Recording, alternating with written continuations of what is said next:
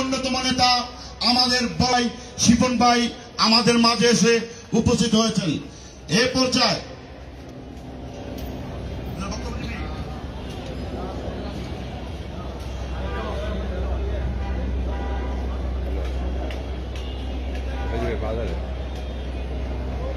চৌত্রিশ নম্বর ওয়ার্ড বিএনপির কেয়ার বিষয় সম্পাদক আমাদের ভাইগনা বিল্লাল হোসেন তার মূল্যবান বক্তব্য নিয়ে আসছেন।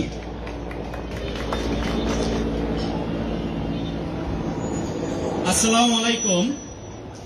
এখানে উপস্থিত আছেন থানা বিএনপির সিনিয়র নেতৃবৃন্দ, ওয়ার্ড বিএনপির সিনিয়র নেতৃবৃন্দ ও সংগ্রামী সাধারণ সম্পাদক মোহাম্মদ ওসমান রাজা মামা, সবাইকে আরো আছেন ইউনিট নেতৃবৃন্দ, বিভিন্ন ইউনিটের সভাপতি, সেক্রেটারি, বিভিন্ন সম্পাদক, সবাইকে জানাই আমার পক্ষ থেকে লাল সালাম। আমি দলের জন্য শ্রম দিছি, দুই একটি কথা আজ যেহেতু আমাকে মাইক দিচ্ছেন আমি বলতে চাই, এবং সামনে যে কেন্দ্রভিত্তিক কমিটি হবে সেই বিষয়ে দুই একটি কথা মতামত দিতে চাই। আমরা যখন বিরোধী দলের রাজনীতি করেছি তখন কিছুক্ষণ আগে আফজাল ভাই বক্তব্য দিয়ে গেছেন, তার কথার সাথে আমি একমত। আমরা যখন বিএনপি করেছি আমরা কেউ বোর ভাত খেয়ে প্রোগ্রাম করতে পারি নাই, আমরা ঘরে থাকতে পারি নাই, আমাদেরকে অনেক হয়রানি করা হয়েছে। আওয়ামী লীগ, যারা আওয়ামী লীগের সুবিধা নিয়ে এলাকায় চুপচাপ বসেছিল আর পাহাড়ে পুলিশ আসলে বলে দিত ওই ছেলেটা বিএনপি করে, ওই ছেলেটা বিএনপি করে, রাত্রে আমাদেরকে ঘরের পুলিশ টোকাইতো।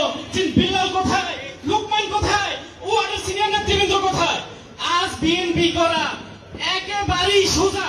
সিনিয়র নেতৃবৃন্দ আছেন, সামনে যে কেন্দ্রভিত্তিক কমিটি হবে আপনাদের কাছে হাত জোর করে আমি অনুরোধ জানাবো, এই কেন্দ্রভিত্তিক কমিটি যেন কোন আওয়ামী লীগের সুবিধাবাদীরা স্থান না পায়, যারা নির্যাতিত কর্মীরা তারাই যেন স্থান পায়।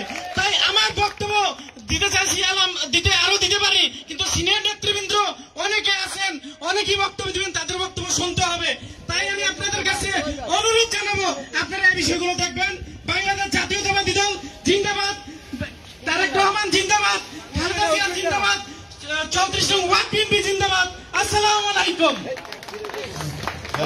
হ্যালো, ধন্যবাদ বিল্লালকে তার মূল্যবান বক্তব্য দেওয়ার জন্য। এটা ঠিক করো। এই দল